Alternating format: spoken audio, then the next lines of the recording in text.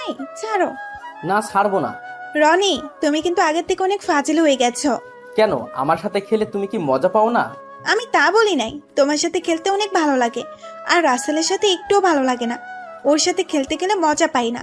ঠিক আছে, এখন থেকে যে সময় ভাইয়া অফিসে থাকবে তখন দুজনে একসাথে খেলবো। হুম, ঠিকই বলেছো। ও তো আমার সাথে ঠিকভাবেই খেলতে পারে না। তুমি অনেক সুন্দর করে খেলতে পারো। ভাইয়া বড় হয়েছে ঠিকই, কিন্তু কিছু বোঝে না। ঠিক বলছো, ওকে বিয়ে না করে যদি তোমাকে করতাম তাহলে অনেক ভালো হতো। ও তো একটা হাতারাম, কিছুই বুঝে না। এতক্ষণ যাদের কথাগুলো শুনছেন তাদের হয়তো আপনারা চিনতে পারছেন। না চিনলে আমি বলি, রনি হলো আমার ছোট ভাই, আর মারিয়া আমার বউ। মারিয়ার আর আমার বিয়ে হয়েছে আজ 6 মাস হয়েছে। আমরা দুজন দুজনকে ভালোবেসে বিয়ে করেছি। রনি এবার ইন্টার ফাইনাল ইয়ারে পড়ে। বাবা মা আমাদের দুই ভাইকে রেখে না ফেরার দেশে চলে গেছে। তারপর আমি রনিকে নিয়ে ঢাকায় আসি। ঢাকায় একটা বাসা ভাড়া নিয়ে থাকলাম। তারপর রনিকে একটা কলেজে ভর্তি করে দিলাম। আমি একটা অফিসে চাকরি নিলাম। তারপর থেকে আমরা দুই ভাই সুন্দরভাবে জীবন যাপন করতে লাগলাম। আমি যে অফিসে কাজ করতাম সে অফিসে মারিয়াও আমার আগে থেকে কাজ করত। মারিয়ার সাথে কথা বলতে বলতে আমি তাকে ভালোবেসে ফেলেছি। তারপর একদিন তাকে বলে দিলাম, সেও রাজি হয়ে গেছে। সে বলল আমাকে নাকি যেদিন অফিসে দেখে সেদিন থেকে ভালোবেসে ফেলেছে। কিছুদিন যাওয়ার পর মারিয়া আমার কথা তার আব্বু আম্মুর কাছে বলে। প্রথমে তারা রাজি হয়নি, কারণ আমি এতিম ছিলাম। কিন্তু পরে মারিয়ার পাগলামি দেখে রাজি হয়ে যায়। বিয়ের পরে মারিয়াকে অফিসে চাকরি করতে দেই নাই। সুন্দরভাবে চলছিল সংসার। কিন্তু আজকে আমি অফিস বাসায় এসে কলিং বেল চাপ দেওয়ার পর খালা এসে দরজা খুলে দিল। তারপর আমি নিজের রুমের সামনে যাওয়ার পর রনি আর মারিয়ার কথাগুলো শুনতে লাগলাম। আমি এখন ভাবতে লাগলাম, মারিয়া লাস্ট পর্যন্ত আমার ভাইয়ের সাথে ছি ছি ছি। আমার ভাবতে অবাক লাগছে, মারিয়া এত খারাপ হয়ে গেছে। আমি দাঁড়িয়ে না থেকে রুমের দরজায় টোকা দিলাম। তখন মারিয়া এসে দরজা খুলে দিল। আমাকে দেখে বলল, তুমি কখন আসলে? এই তো মাত্র আসলাম। আমি ভিতরে ঢুকে দেখি রনির গায়ে জামা নেই, শুধু পরনে প্যান্ট ছিল। আমাকে দেখে জামা গায়ে দিল। ভাইয়া, আমার কিছু টাকা লাগবে। কত লাগবে? বেশি না, মাত্র 5,000 টাকা হলে হবে। তুমি এত টাকা দিয়ে কি করবে? কলেজ থেকে বন্ধুদের সাথে সিলেট ঘুরতে যাব। ঠিক আছে, যাওয়ার সময় নিয়ে যাস। ঠিক আছে ভাইয়া। বলে রুম থেকে বেরিয়ে গেল। তুমি ফ্রেশ হয়ে আসো, আমি তোমাকে কফি বানিয়ে দিচ্ছি। আমি এখন কফি খাবো না, আমি একটু বাইরে যাব। ঠিক আছে, তাহলে ফ্রেশ হয়ে আসো, আমি রান্নাঘরে যাচ্ছি। বলে মারিয়া রুম থেকে বেরিয়ে গেল। আমি দাঁড়িয়ে না থেকে ওয়াশরুমে ঢুকে ফ্রেশ হয়ে বিছানায় গিয়ে বসলাম। বিছানার দিকে তাকিয়ে দেখি সবকিছু এলোমেলো হয়ে আছে। আমি মারিয়াকে অনেক বিশ্বাস করতাম, কিন্তু আজকে নিজের কানে যেগুলো শুনলাম এরপর থেকে ওর প্রতি বিশ্বাস উঠে গেছে। আমি কি এমন দোষ করছিলাম যার জন্য তুমি আমার সাথে এত বড় প্রতারণা করলে? আমি আর কোনো কিছু চিন্তা না করে বাহিরে চলে আসলাম। বাহিরে কিছুক্ষণ ঘোরাঘুরি করে বাসায় চলে আসলাম। বাসায় এসে কলিং বেল চাপ দেওয়ার পর মারিয়া এসে দরজা খুলে দিল। এতক্ষণ কোথায় ছিলে তুমি? অনেকদিন পর বন্ধুদের সাথে একটু দেখা করতে গেছি, তাই আসতে একটু লেট হয়ে গেছে। যাও ফ্রেশ হয়ে আসো, আমি টেবিলে খাবার দিচ্ছি। রনি কোথায়? ও খাবে না? ও বলেছে তুমি আসলে একসাথে খাবে। ঠিক আছে, আমি ফ্রেশ হয়ে আসছি, তুমি রনিকে ডেকে নিয়ে আসো। বলে রুমে এসে ফ্রেশ হয়ে খাবার টেবিলের সামনে চলে গেলাম। তারপর তিনজনে খাবার খেয়ে রুমে চলে আসলাম। রনি তার রুমে চলে গেল। আমি রুমে এসে বিছানায় শুয়ে মোবাইল টিপতে লাগলাম। এখন ভাবছি কি করব। আমি কি তাদের ছেড়ে চলে যাব? আমি চলে গেলে রনির কি হবে? ওর তো এখনো পড়ালেখা শেষ হয় নাই। কিছুক্ষণ পর মারিয়া রুমে এসে দরজা বন্ধ করে আমার পাশে শুয়ে পড়ল আর আমাকে পিছন থেকে জড়িয়ে ধরল। আচ্ছা মারিয়া, তুমি আমাকে কতটুকু ভালোবাসো? আমি তোমাকে অনেক বেশি ভালোবাসি। আর হঠাৎ এ কথা বললে কেন? আচ্ছা, তোমাকে একটা কথা বলি, যদি কোনো মেয়ে স্বামী রেখে অন্য লোকের সাথে পরকীয়া করে তখন সে মেয়েকে কি করা উচিত? আমার জানা মতে ওই মেয়েকে ছেড়ে দেওয়া উচিত। কারণ যে মেয়ে স্বামী রেখে অন্য ছেলের সাথে এসব করে তারা কখনো ভালো হতে পারে না। তাকে বাসা থেকে বের করে দেওয়া উচিত আর ডিভোর্স দিয়ে দেওয়া উচিত। আর যদি মেয়েটা তার স্বামীর রক্তের কারোর সাথে করে তাহলে কি করা উচিত? আচ্ছা, আমাকে একটা কথা বলো তো, হঠাৎ তুমি এই ধরনের কথাগুলো বলছো কেন? না, এমনিই বলেছি। ঠিক আছে, তুমি ঘুমিয়ে পড়ো। তারপর মারিয়া আমাকে জড়িয়ে ধরে শুয়ে পড়ল। তার চেহারার দিকে তাকালে বোঝা যায় তার মতো নিষ্পাপ কোনো মেয়ে হয় না। আর রনির কথা কি বলবো, নিজের আপন ভাই হয়ে ওর ভাবির সাথে এরকম জঘন্য কাজ কিভাবে করতে পারলো। আর কোনো কিছু চিন্তা না করে ঘুমিয়ে পড়লাম। আজ 7 দিন পর অফিস থেকে বিকালে ছুটির পর আমি কোর্টে চলে গেলাম। তারপর ডিভোর্স পেপারটা নিয়ে বাসায় চলে আসলাম। ঠিকই ধরেছেন, আমি সব দিক দিয়ে চিন্তা করে দেখলাম মারিয়াকে আমি ডিভোর্স দিব। এই 7 দিনে আরো 2-3 বার এরকম দেখছি। রনি মারিয়ার রুমে, তাদের কথা শুনে বুঝতে পারলাম তাদের মধ্যে কিছু একটা চলছে। তাই এই সিদ্ধান্ত নিতে বাধ্য হলাম। রাতে খাবার খেয়ে রুমে এসে বিছানায় শুয়ে পড়লাম। কিছুক্ষণ পর মারিয়া রুমে আসলো, এসে আমাকে জড়িয়ে ধরে শুয়ে পড়ল। মধ্যরাতে যখন মারিয়া ঘুমে বিভোর হয়ে আছে, তখন আমি বিছানা থেকে উঠে কাগজ নিয়ে 2টা চিঠি লিখলাম, একটা মারিয়ার জন্য আর একটা রনির জন্য। তাহলে শুনুন। প্রিয় মারিয়া, তোমার মতো মেয়েকে প্রিয় বলা মানায় না, তারপরেও বললাম, কারণ আমি তোমাকে অনেক বিশ্বাস করে ভালোবেসেছি। কিন্তু তুমি সেই বিশ্বাস রাখতে পারো নাই। শেষ পর্যন্ত কিনা তুমি আমার ছোট ভাইয়ের সাথে। ছি ছি ছি, আমার ভাবতেও অবাক লাগে। তোমার মতো একটা খারাপ মেয়েকে ভালোবেসে বিয়ে করেছি। তুমি রনির সাথে কি কি করেছো আমি জানি, তাই তোমাকে ডিভোর্স দিতে বাধ্য হলাম। আমি সই করে দিচ্ছি, তুমিও সইটা করে দিও, আর রনিকে বিয়ে করে নিও। আমার মতো ওর সাথে প্রতারণা করো না। এখন তুমি ছাড়া ওর কেউ নেই। দোয়া করি তোমরা দুজনে সুখী থাকো। ইতি, তোমার হতভাগা স্বামী। এই ছিল মারিয়ার জন্য চিঠি, আর রনির জন্য একটা লিখেছি। তাহলে শুনুন। প্রিয় ছোট ভাই আমার, আমি ভাবতে পারি নাই তুই আমার সাথে এরকম করবি। তুই লাস্ট পর্যন্ত তোর ভাবির সাথে। ছি ছি ছি, তোকে আমি কখনো মা বাবার বুঝতে দেই নাই, আর সে কিনা তুই। থাক, আর বললাম না। আমি তোর মারিয়াকে ডিভোর্স দিয়ে দিচ্ছি। তুই ওকে বিয়ে করে সুখে থাকিস। আমি অনেক দূরে চলে যাচ্ছি, আমাকে খুঁজেও লাভ হবে না, আমাকে খুঁজে পাবি না। আমার দোয়া সব সময় তোর জন্য থাকবে। ভালো থাকিস। ইতি, তোর হতভাগা ভাই। এই ছিল রনির চিঠি। চিঠি দুটো লিখতে কখন যে চোখ থেকে 2 ফোঁটা পানি পড়ে গেল। ঘড়ির দিকে তাকিয়ে দেখি ভোর 5টা বাজে। তারপর ব্যাগটা গুছিয়ে মারিয়ার বালিশের উপর চিঠি এবং ডিভোর্স পেপার রেখে মারিয়ার দিকে কিছুক্ষণ তাকিয়ে রুম থেকে বেরিয়ে রনির রুমে আসলাম। রনির পড়ার টেবিলের উপর চিঠিটা রেখে রনির কপালে একটা চুমু দিয়ে বাসা থেকে বেরিয়ে আসলাম। তারপর রাস্তায় দিয়ে হেঁটে হেঁটে বাস কাউন্টারে চলে আসলাম। আমার বাসা থেকে বাস কাউন্টার কাছে, আসতে 10 মিনিট লাগে। তারপর একটা টিকিট কেটে বাসে গিয়ে বসলাম। বাস ছাড়বে 5টা 30 মিনিটে।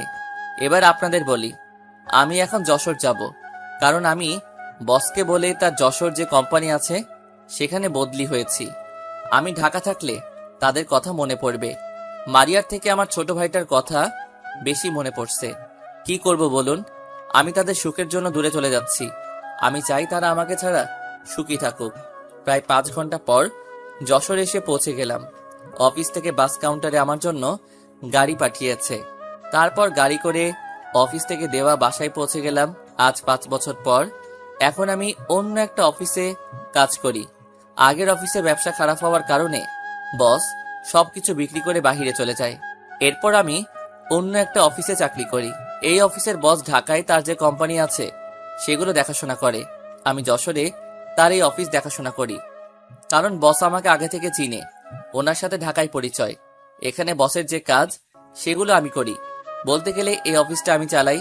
এখন আর মারিয়া এবং ছোট ভাই রনির কথা তেমন মনে পড়ে না, কারণ সারাদিন কাজে বিজি থাকি। শুধু রাতে ঘুমাতে গেলে একটু মনে পড়ে। গতকাল অফিসে একটা নতুন ম্যানেজার আসবে, কারণ আমার অফিসের ম্যানেজার 7 দিন আগে মারা যায়। গতকাল বস আমাকে ফোন দিয়ে বলল অফিসের জন্য নতুন ম্যানেজার আসবে। আমি যেন তার সব কাজ বুঝিয়ে দেই। এই নতুন ম্যানেজার নাকি বসের বন্ধু দিয়েছে। তো যাই হোক, সকালে ঘুম থেকে উঠে ফ্রেশ হয়ে নাস্তা করে বাহিরে এসে গাড়ি নিয়ে অফিসে যেতে লাগলাম। আমার বাসায় একজন কাজের মেয়ে রাখছি, সে আমার সব কাজ করে দেয়। অফিসে আসার পর সবাই আমাকে দেখে দাঁড়িয়ে সালাম দিল। আমি সালাম নিয়ে তাদেরকে বসতে বললাম। নিজের কেবিনে এসে চেয়ারে বসে অফিসের কিছু ফাইল দেখতে লাগলাম। হঠাৎ একটা মেয়ে দরজায় দাঁড়িয়ে বলল, ভিতরে আসতে পারি? জি আসুন। মেয়েটা ভিতরে এসে টেবিলের সামনে দাঁড়িয়ে বলল, আমি ঢাকা থেকে এসেছি। আমাকে রফিক স্যার পাঠিয়েছে। ঠিক আছে, বসুন। আর আপনার সার্টিফিকেটগুলো দেন। এই যে নিন।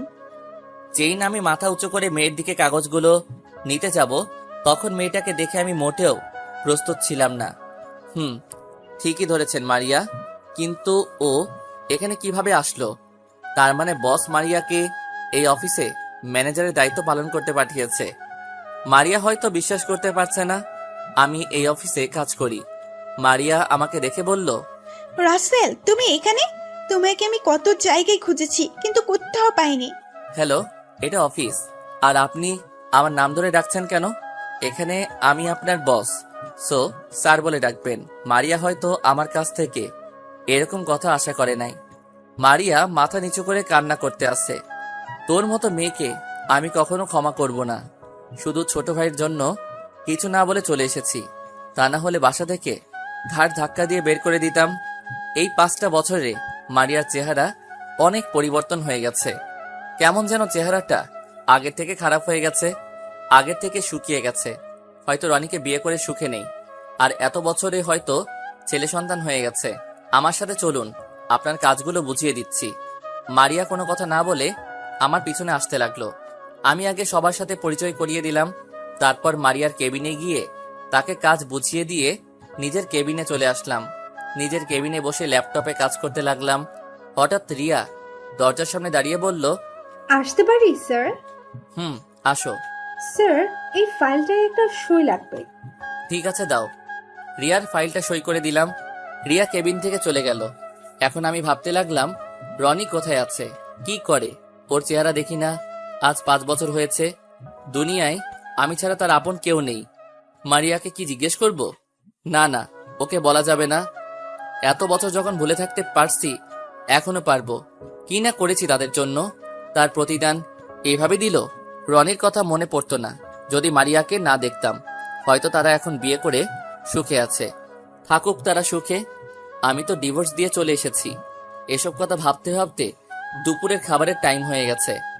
কেবিন থেকে বেরিয়ে আসতেই মারিয়ার কেবিনের দিকে তাকালাম। দেখি মাথা নিচু করে বসে আছে, হয়তো কান্না করছে। কান্না করলে আমার কি, তারপরেও কেমন যেন খারাপ লাগছে তাকে দেখে। তাই দাঁড়িয়ে না থেকে তার কেবিনের দরজায় দাঁড়িয়ে বললাম, ভিতরে আসতে পারি? আরে স্যার, আসুন। আমার কেবিনে আসতে অনুমতি লাগবে না। আমি ভিতরে ঢুকে দেখি মারিয়ার চোখ লাল হয়ে আছে, হয়তো অনেক কান্না করছে। আমি তার সামনে গিয়ে বললাম, আপনি খাবার খাবেন না? সবাই তো খাবার খেতে চলে গেছে। আমার খিদে নাই। আপনি তো খাবার না খেলে অসুস্থ হয়ে যাবেন। আমি জানি মারিয়া ঠিক টাইমে খাবার না খেলে অসুস্থ হয়ে যায়, তাই বললাম, আমার কিছুই হবে না, আপনি গিয়ে খেয়ে আসুন। আমি আর কোনো কথা না বলে কেবিন থেকে বেরিয়ে এসে ক্যান্টিনে এসে খাবার খেয়ে মারিয়ার জন্য 1 প্যাকেট বিরিয়ানি নিয়ে গেলাম। ভিতরে ঢুকে দেখি মারিয়া মাথা নিচু করে বসে আছে। নিন, খাবারটা খেয়ে নিন। আর এটা অফিস, ঘুমানোর জায়গা না। আমি গেলাম, আমার হাতে কাজ আছে। আমি বলছি খাবো না, আপনি খাবার নিয়ে যান। খাবার খাবেন না ফেলে দিবেন সেটা আপনার ব্যাপার। আমি গেলাম বলে মারিয়ার কেবিন থেকে বেরিয়ে এসে নিজের কেবিনে চলে আসলাম। চেয়ারে বসে কাজ করতে লাগলাম। হঠাৎ ফোনটা বেজে উঠল। তাকিয়ে দেখি বস ফোন দিছে। আসসালামু আলাইকুম স্যার, কেমন আছেন? ওয়ালাইকুম আসসালাম, ভালো আছি। তুমি কেমন আছো রাসেল? জি স্যার, আলহামদুলিল্লাহ ভালো আছি। তোমাকে যে কারণে ফোন দিয়েছি, মারিয়াকে এখন থেকে তোমার সাথে করে অফিসে নিয়ে যাবে এবং বাসায় নিয়ে আসবে। আর তুমি যে ফ্ল্যাটে থাকো তার পাশে যে ফ্ল্যাটটা খালি আছে সেখানে মারিয়াকে থাকার ব্যবস্থা করে দিবে। ঠিক আছে স্যার। শালা আর কাউকে পেলি না, যার জন্য 5 বছর দূরে চলে এসেছি, এখন তাকে সাথে করে অফিসে নিয়ে এবং বাসায় নিয়ে আসবো? ফোন কেটে কাজে মন দিলাম। বিকেলে অফিস ছুটি হওয়ার পর বাহিরে আসলাম। বাহিরে এসে দেখি মারিয়া দাঁড়িয়ে আছে। আমি গাড়ি বের করে তার সামনে গেলাম। গাড়িতে উঠুন। হুম। মারিয়া গাড়ির পিছনে উঠতে গেলে আমি তাকে বলি, আমাকে কি আপনার ড্রাইভার মনে হয়? কেন স্যার? তাহলে তুমি, সরি, আপনি গাড়ির পিছনে বসতে গেলেন কেন? সামনে এসে বসুন। মারিয়া কোনো কথা না বলে সামনের সিটে এসে বসলো। আমি মনে মনে বলি, তোর মতো মেয়েকে উচিত শিক্ষা না দিলে ভালো হবি না। তারপর আমি গাড়ি চালিয়ে বাসায় চলে আসলাম। মারিয়া গাড়ি থেকে নেমে দাঁড়িয়ে রইল। আমি গাড়িটা পার্কিং করে আসার পর তাকে বলি আমার সাথে আসার জন্য। মারিয়া আমার পিছনে পিছনে আসতে লাগলো। মারিয়া হয়তো ভাবছে লিফটে করে যাব, কিন্তু না, আমি তাকে হাঁটাতে হাঁটাতে আমার সাথে করে উপরে নিয়ে আসলাম। তিনতলে আসার পর তার ফ্ল্যাটের চাবি ওর হাতে দিলাম। এটা আপনার রুম, আর পাশেরটা আমার। আর যদি কিছু লাগে আমাকে বলবেন। আর এই নিন আপনার অগ্রিম 1 মাসের বেতন। যা যা লাগবে কিনে নিবেন। আপনার নাম্বারটা দেওয়া যাবে? কেন, নাম্বার দিয়ে কি করবেন? না, যদি কিছু দরকার হয় তাহলে আপনাকে ফোন দিয়ে বলতাম। ঠিক আছে, নিন। তারপর নাম্বার দিয়ে আমি আমার রুমে ঢুকে গেলাম। তার রাতে খাবার খেতে যাওয়ার পর মারিয়ার কথা মনে পড়ল। ও হয়তো কিছু খায়নি, তাই কাজের মেয়ের হাতে ওর জন্য খাবার পাঠিয়ে দিলাম। কেন জানি মারিয়াকে দেখে অনেক মায়া লাগে। খাবার খেয়ে রুমে চলে আসলাম। রুমে এসে শুয়ে শুয়ে ভাবতে লাগলাম, কেন করেছিলে আমার সাথে এরকম? যদি এরকম না করতে তাহলে কত সুন্দর করে জীবনযাপন করতে।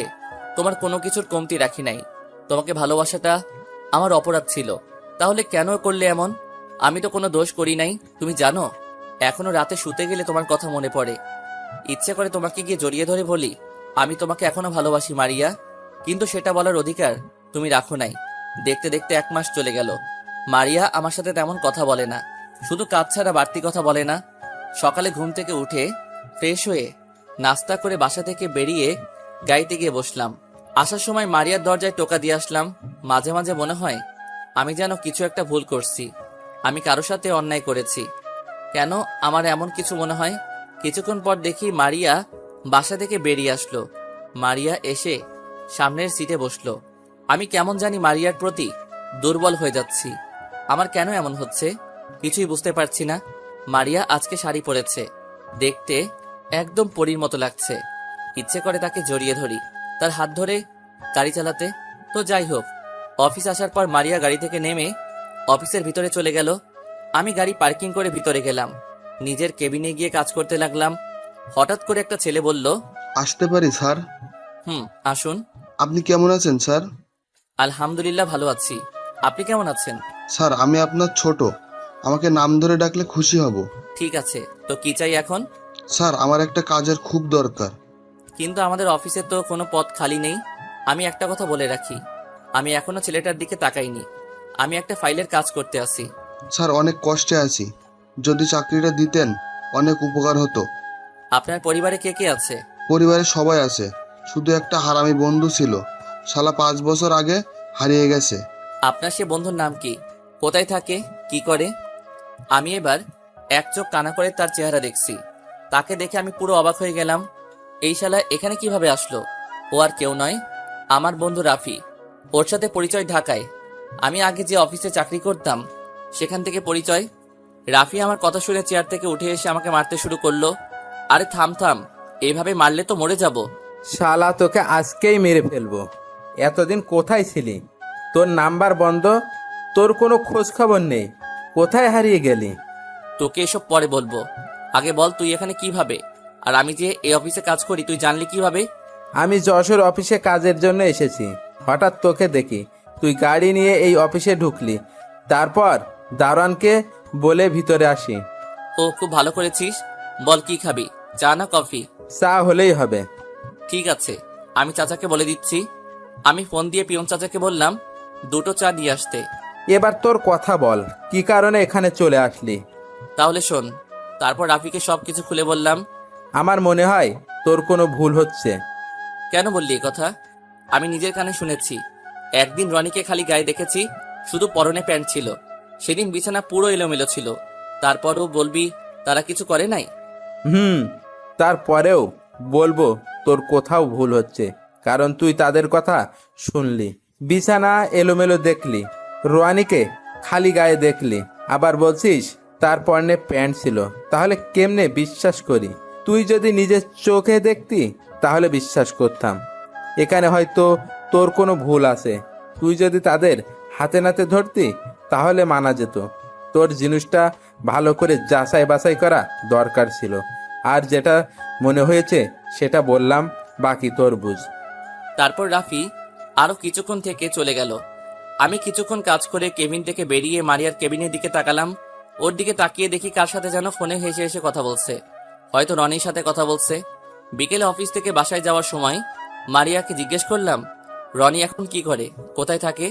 কিছুদিন হয়েছে পড়ালেখা শেষ করেছে, এখন একটা অফিসে চাকরি করে। তার পড়ালেখার খরচ কিভাবে চলছে? আমি একটা অফিসে চাকরি নিচ্ছি, যা বেতন পেতাম তাদের সংসার চালিয়েছি, আর রনের পড়ালেখা চলছে। ও, আমি আর কোনো কথা বললাম না। বেশি কথা বললে তার মায়ায় পড়ে যাব। এমনি তাকে দেখলে আমি কেন জানি ওর প্রতি দুর্বল হয়ে পড়ি। বাসায় আসার পর মারিয়া গাড়ি থেকে নেমে চলে গেল। আমি গাড়ি পার্কিং করে বাসার ভিতরে চলে গেলাম। পরের দিন অফিসে বসে কাজ করতে আসি। হঠাৎ একটা পিচ্চি মেয়ে আমার রুমে আসলো। চেহারা দেখতে একদম মাশাআল্লাহ, অনেক সুন্দর। হঠাৎ তার পিছনে দিয়ে যে ঢুকলো, তাকে দেখে আমি পুরো অবাক হয়ে গেলাম। অভিমান বেশি সময় বাঁচিয়ে রাখতে নেই। বহু বছর পর অভিমান ভাঙলে গিয়ে দেখবে যার সাথে অভিমান সে আর নেই, হয়তো দূরে কোথাও হারিয়ে গেছে, আর তখন সরি বলার সুযোগটুকুও হারিয়ে যাবে। কান্নার মতো গভীর কিছু নেই। একজনের দুঃখ অন্যজনকে স্পর্শ করে না, কিন্তু একজনের চোখের জল অন্যজনকে স্পর্শ করে। হঠাৎ তার পিছন দিয়ে যে ঢুকলো, তাকে দেখে আমি পুরো অবাক হয়ে গেলাম। ঠিকই ধরেছেন, এ আর কেউ নয়, আমার ছোট ভাই রনি। ও এখানে কেন? আমার মনে হয় মারিয়া বলেছে। তাহলে এই বাচ্চা মেয়েটা তাদের, দেখতে একদম মারিয়ার মতো হয়েছে। রনি আমার সামনে আসলো। তখন আমি বললাম, তুই এখানে কেন এসেছিস? আপনার কাছে কিছু জানতে এসেছি। আমার কাছে কি জানতে এসেছিস? আমাদের ছেড়ে কেন এসেছেন? সেটা তুই ভালো করে জানিস। আমি কিছুই জানি না, আপনার কাছে জানতে চাই। আমি তোর কাছে বলতে বাধ্য নই। তুই এখনই আমার কেবিন থেকে বেরিয়ে যা। আর কারো কেবিনে ঢুকতে অনুমতি লাগে, সেটা মনে হয় তোর জানা নেই।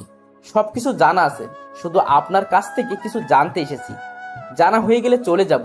আমি এখানে থাকতে আসি নাই। কি জানতে চাস? আমাকে আর ভাবিকে না বলে কেন চলে এসেছেন? কি অপরাধ ছিল আমাদের? আমি জানতে চাই। তুই আর তোর ভাবি আমার সাথে প্রতারণা করেছিস। তুই তোর ভাবির সাথে রুমে কি করেছিস? তোর সাথে খেলে মজা পায়, আমার সাথে খেলে মজা পায় না।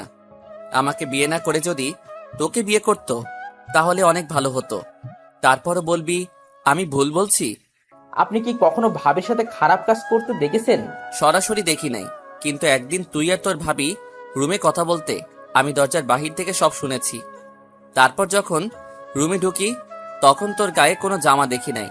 তুই আমাকে দেখে জামা গায়ে দিছস, আর দেখছি পুরো বিছানা এলোমেলো হয়ে আছে। তারপর বলবি তোদের মাঝে কিছুই হয়নি? আমি একটা কথা বলি আপনাকে, মাঝে মাঝে চোখের দেখা ভুল হয়। মানে কি বলতে চাস তুই? আমি ভুল দেখছি? আপনি ভুল দেখছেন এবং ভুল শুনছেন।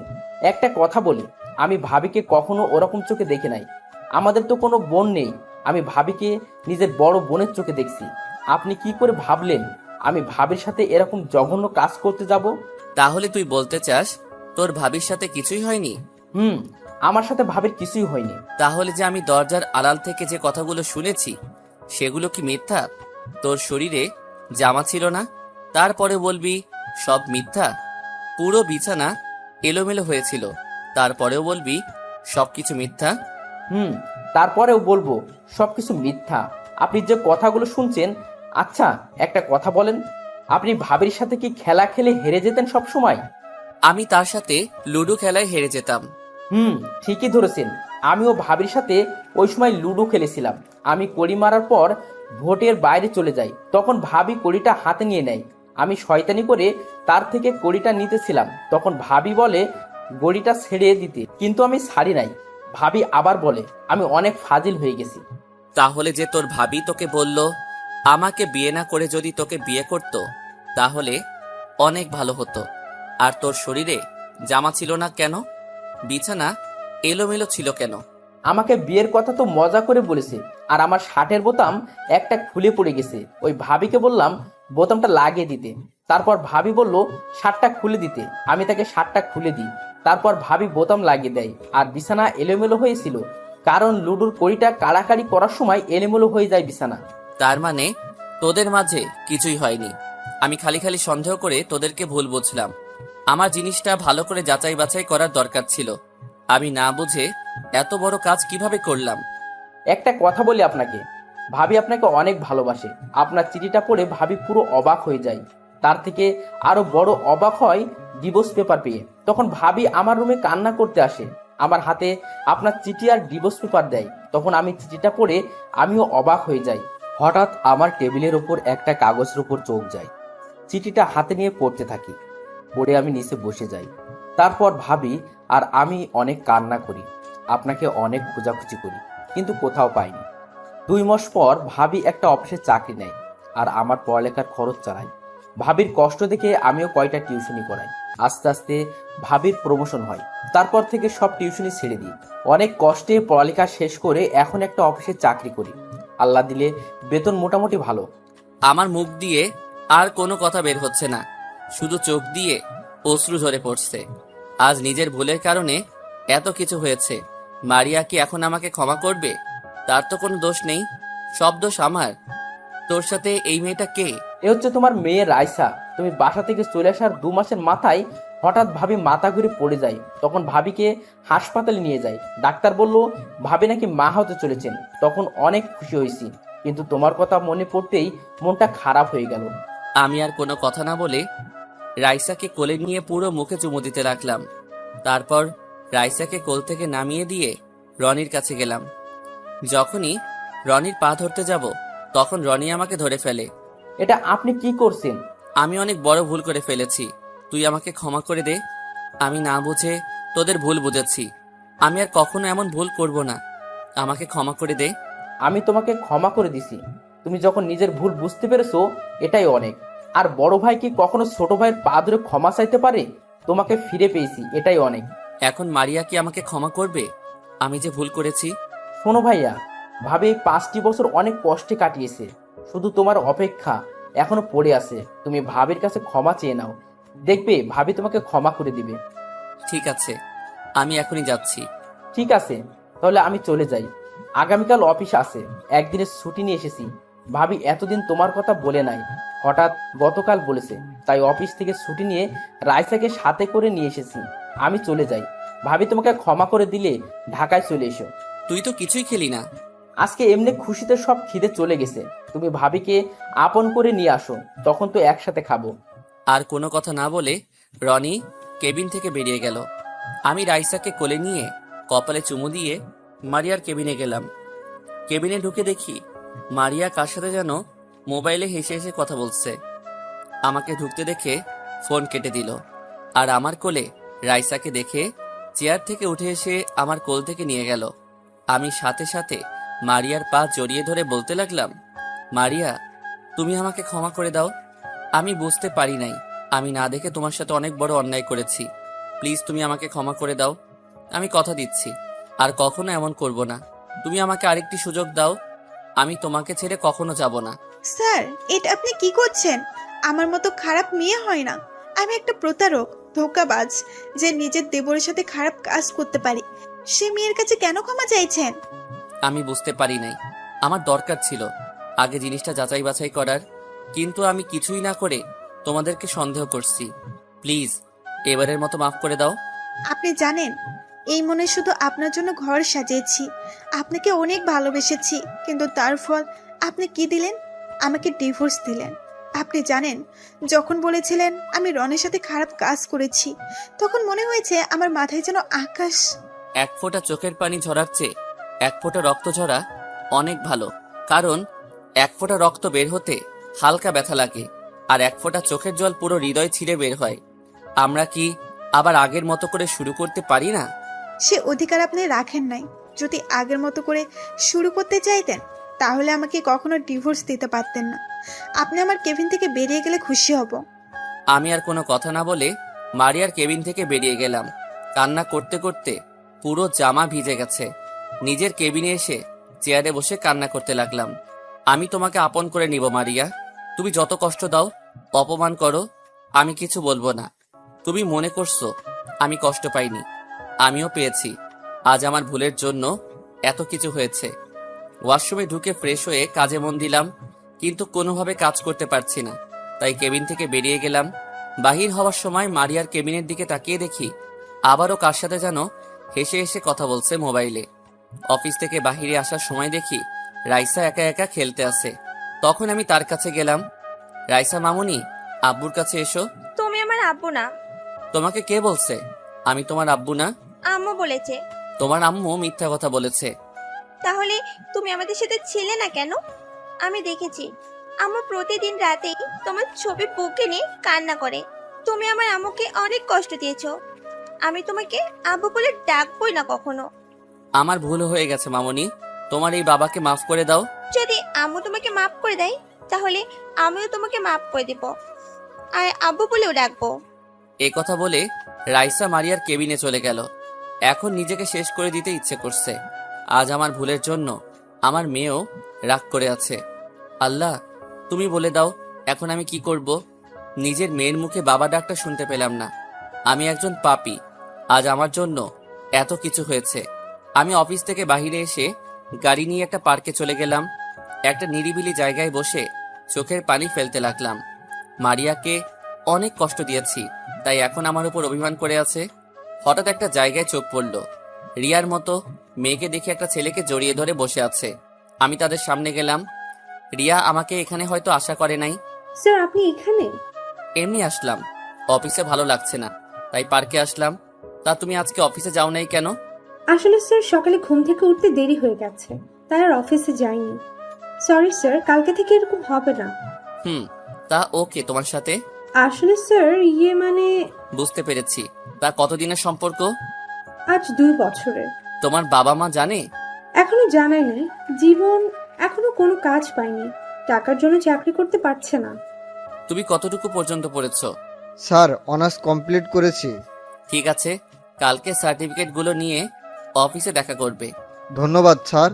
এখানে ধন্যবাদ দেওয়ার কিছু নেই, তোমার সমস্যার কারণে চাকরিটা দিতেছি। স্যার আপনি অনেক বড় উপকার করলেন। ঠিক আছে, তাহলে এখন যাই। কালকে ওকে নিয়ে অফিসে চলে আসবে। ঠিক আছে স্যার। আমি আর কোনো কথা না বলে পার্ক থেকে বেরিয়ে এসে গাড়ি নিয়ে সোজা অফিসে চলে গেলাম। খাওয়া দাওয়া কিছু ভালো লাগছে না। ভিতরে ঢুকে নিজের কেবিনে যাওয়ার সময় মারিয়ার কেবিনের দিকে তাকিয়ে দেখি রাইসাকে খাবার খাওয়াচ্ছে। বিকেলে অফিস শেষ করে বাহিরে এসে গাড়ি নিয়ে অপেক্ষা করতে লাগলাম মারিয়ার জন্য। কিছুক্ষণ পর দেখি মারিয়া রাইসাকে কোলে করে নিয়ে বেরিয়ে আসলো। কোনো কথা না বলে সামনের সিটে এসে বসে পড়ল। মারিয়ার দিকে তাকিয়ে দেখি চোখ দুটো লাল হয়ে আছে, হয়তো কান্না করেছে। আমি কোনো কথা না বলে গাড়ি চালাতে লাগলাম। মারিয়া কোনো কথা বলছে না। রাইসা মারিয়ার কোলে ঘুমিয়ে পড়েছে। রাস্তার পাশে দেখি ফুচকার দোকান। মারিয়া আবার ফুচকা খেতে পছন্দ করে, তাই মারিয়াকে বললাম, মারিয়া চলো ফুচকা খেয়ে আসি। আমি খাবো না, আপনার খেতে মন চাইলে গিয়ে খেয়ে আসেন। আমার মনটা খারাপ হয়ে গেল। আমি আবার গাড়ি চালাতে লাগলাম। কিছুক্ষণ পর বাসায় এসে পৌঁছে গেলাম। ভিতরে ঢুকে আমি গাড়ি পার্কিং করলাম। রাইসাকে আমার কোলে দাও। ধন্যবাদ আপনাকে, আমি তাকে কুলে নিয়ে যেতে পারবো। মারিয়া, এমন কথা বলো না, আমার অনেক কষ্ট হয়। রাইসা যেমন তোমার মেয়ে তেমন আমারও মেয়ে। প্লিজ তুমি তাকে আমার থেকে দূরে সরিয়ে রেখো না। মারিয়া কি যেন ভেবে আমার কোলে রাইসাকে দিল। তারপর লিফটের উপরে উঠলাম। মারিয়া চাবি দিয়ে রুমের দরজা খুলে ভিতরে ঢুকলো। আমিও তার সাথে ঢুকলাম। ভিতরে ঢুকে দেখি রাইসার ছবি দিয়ে পুরো রুম সাজিয়ে রেখেছে। হঠাৎ একটা ছবি দেখে আমি পুরো অবাক হয়ে গেলাম। আপনারা কি ভাবছেন, আমার ছবি? আরে না, আমার বাবা মার ছবি, যেটা আমি সবসময় আমার রুমের টেবিলের উপর রাখতাম। কিন্তু বাসা থেকে বেরিয়ে আসতে মনে ছিল না আনতে। আমি মারিয়ার রুমে গিয়ে রাইসাকে বিছানায় শুয়ে দিলাম। তখন মারিয়া বলল, ধন্যবাদ আপনাকে। ধন্যবাদ কেন? রায়সাকে কোলে করে নিয়ে আসার জন্য। আমি আমার মেয়েকে কোলে করে আনছি, এখানে ধন্যবাদ দেওয়ার কি আছে? রায়সাকে নিজের মেয়ে বলতে লজ্জা করে না? যে মা 10 মাস 10 দিন গর্ভে ধারণ করে এতটা বছর লালন পালন করেছে, তখন আপনি কোথায় ছিলেন? একটা মেয়ে গর্ভ অবস্থায় তার স্বামীকে পাশে পায়নি, তখন আপনি কোথায় ছিলেন? মেয়েটা আমাকে জিজ্ঞেস করে, মা আমার বাবা কোথায়? তখন আপনি কোথায় ছিলেন? এখন বলতে এসেছেন আমার মেয়ে আমার মতো রাইসাও আপনাকে ঘৃণা করে। আমি তো বলছি আমার ভুল হয়ে গেছে, আমাকে তুমি ক্ষমা করে দাও। আমাকে তুমি যে শাস্তি দিবে দাও, তবুও আমার মেয়ের থেকে দূরে সরিয়ে রেখো না। আপনি আমার রুম থেকে বেরিয়ে গেলে আমি খুশি হব। আমি মাথা নিচু করে মারিয়ার রুম থেকে বেরিয়ে আসলাম। তারপর নিজের রুমে গিয়ে ফ্রেশ হয়ে বিছানায় শুয়ে পড়লাম। হঠাৎ মনে পড়ল রনির কথা, তার সাথে কথা বলা দরকার। কিন্তু আমার কাছে তো রনির নাম্বার নেই। তাই বিছানা থেকে উঠে গিয়ে মারিয়া রুমের সামনে এসে কলিং বেল চাপ দিলাম। কিছুক্ষণ পর মারিয়া দরজা খুলে দিল। আপনাদের একটা কথা বলি, আমরা যে ফ্ল্যাটে থাকি ওখানে 2টা শাখা, একটা শাখায় আমি থাকি, আরেকটাই মারিয়া। আপনি এখানে কেন? কি চাই আপনার? তেমন কিছু না, রনির নাম্বারটা একটু দিবে? ভিতরে আসুন, আমি মোবাইল নিয়ে আসছি। মারিয়া তার রুমে চলে গেল। আমি আব্বু আম্মুর ছবিটা হাতে নিয়ে দেখতে লাগলাম। পিছন থেকে মারিয়া বলল, নাম্বার উঠান। আমি ছবিটা রেখে নাম্বারটা মোবাইলে নিয়ে নিলাম। তারপর বেরিয়ে আসলাম। আমার রুমে এসে বিছানায় শুয়ে রনিকে ফোন দিলাম। হ্যালো, আসসালামু আলাইকুম। কে বলছেন? ওয়ালাইকুম আসসালাম, কেমন আছিস? আমি তোর ভাই বলছি, রাসেল। আমি ভালো আছি। তুমি কেমন আছো ভাইয়া? আমি ভালো নাই রে। কেন ভাইয়া? মারিয়া আমাকে ক্ষমা করছে না। আমি তার পা ধরে ক্ষমা চেয়েছি, কিন্তু সে ক্ষমা করে নাই। ভাইয়া, ভাবি অনেক কষ্ট পেয়েছে তো, তাই অভিমান করে আছে। তুমি লেগে থাকো, দেখবে একদিন সব অভিমান দূর হয়ে যাবে। তাই যেন হয় ভাই। তো তুই কি করিস? খাবার খেয়েছিস? আমি কিছুক্ষণ আগে বাসায় আসলাম, এখন ফ্রেশ হব, তারপর খাওয়া দাওয়া করব। তুমি কি করো? খাওয়া দাওয়া করছো? আমি ফ্রেশ হয়ে মারিয়া থেকে তোর নাম্বার নিয়ে এসে তোকে ফোন দিলাম। আরো কিছুক্ষণ পর খাবো। ও আচ্ছা রনি, মারিয়াকে কি কোনো ছেলের সাথে কথা বলতে দেখেছিস? হঠাৎ এ কথা বলছো কেন ভাইয়া? মারিয়াকে দেখি মাঝে মাঝে কার সাথে যেন হেসে হেসে কথা বলে, তাই বললাম আর কি। আমি তো তেমন কারোর সাথে কথা বলতে দেখি নাই। আর তোমাকে একটা কথা বলি, ভাবি কখনো সন্দেহ করো না। আমি জানি ভাবি অনেক ভালো একটা মেয়ে। তাহলে সে কার সাথে এমন কথা বলে? সেটা বলতে পারবো না, হয়তো তার মা বাবা, আর না হয় বান্ধবীর সাথে। আচ্ছা ঠিক আছে, ভালো থাকিস, নিজের শরীরে যত্ন নিস। আর তোর বাসার খাবার বানিয়ে দেয় কে? তুই একা একা কিভাবে খাবার খাস? আমার একটা কাজের মেয়ে বাসায় রেখেছি, সে সব কাজ করে দেয়। ও, তারপর ফোন কেটে দিয়ে বিছানা থেকে উঠে গিয়ে খাবার খেয়ে রুমে এসে ঘুমিয়ে গেলাম। পরের দিন সকালে ঘুম থেকে উঠে ফ্রেশ হয়ে নাস্তা করে রেডি হয়ে বাইরে চলে আসলাম। আমি গাড়ি বের করে মারিয়ার জন্য অপেক্ষা করতে লাগলাম। কিছুক্ষণ পর মারিয়া বেরিয়ে আসলো, সাথে রাইসাকে নিয়ে আসলো। মারিয়া আজকে একটা নীল রঙের শাড়ি পরেছে, দেখতে অনেক সুন্দর লাগছে। মারিয়া গাড়িতে এসে বসলো। আমি রাইসাকে বললাম, কেমন আছো রাইসা মামুনি? আমি ভালো আছি, আপনি কেমন আছেন? আমি ভালো নেই মামুনি, তুমি আমাকে একটাবার বাবা বলে ডাকো। কখনো না, আমার বাবা নেই, মাই আমার কাছে সবকিছু। আমি তোমাকে ঘৃণা করি। মারিয়া অন্যদিকে তাকিয়ে আছে, সে কোনো কথা বলল না। নিজের চোখ দিয়ে 2 ফোঁটা পানি পড়ে গেল। চোখের পানি মুছে গাড়ি চালাতে লাগলাম। কিছুক্ষণ পর অফিসে পৌঁছে গেলাম। মারিয়া আর রাইসা গাড়ি থেকে নেমে ভিতরে চলে গেল। আমি গাড়ি পার্কিং করে অফিসের ভিতরে চলে গেলাম। নিজের কেবিনে গিয়ে চেয়ারে বসে কাজ করতে লাগলাম। অনেক কাজ জমে গেছে। কিছুক্ষণ পর দেখি রিয়া দরজায় দাঁড়িয়ে বলল, আসতে পারি স্যার? আসো। আমি তাকিয়ে দেখি রিয়ার সাথে জীবন এসেছে। বসো, আর তোমার সার্টিফিকেটগুলো দাও। এই নিন। আমি জীবনের সার্টিফিকেটগুলো দেখলাম। সার্টিফিকেটগুলো দেখে বুঝলাম জীবন অনেক মেধাবী ছাত্র ছিল। তোমার সার্টিফিকেট দেখে বুঝলাম তুমি অনেক মেধাবী ছাত্র ছিলে। তুমি যদি চাও আজকে থেকে অফিসে জয়েন করতে পারো। রিয়ার পাশেই তোমার কেবিন। অনেক বড় উপকার করলেন আপনি স্যার। আপনার এই ঋণ কখনো শোধ করতে পারবো না। ঋণ শোধ করতে হবে না, ঠিকমতো কাজ করবে, নিজের অফিস মনে করবে। আর তোমার বেতন এখন বর্তমানে 25,000 টাকা। কাজ দেখে পরে বাড়িয়ে দেওয়া হবে। ঠিক আছে স্যার, আর আমি আজকে থেকে জয়েন করতে চাই। ঠিক আছে রিয়া, তুমি জীবনকে তোমার পাশের কেবিনে নিয়ে যাও আর তার কাজ বুঝিয়ে দাও।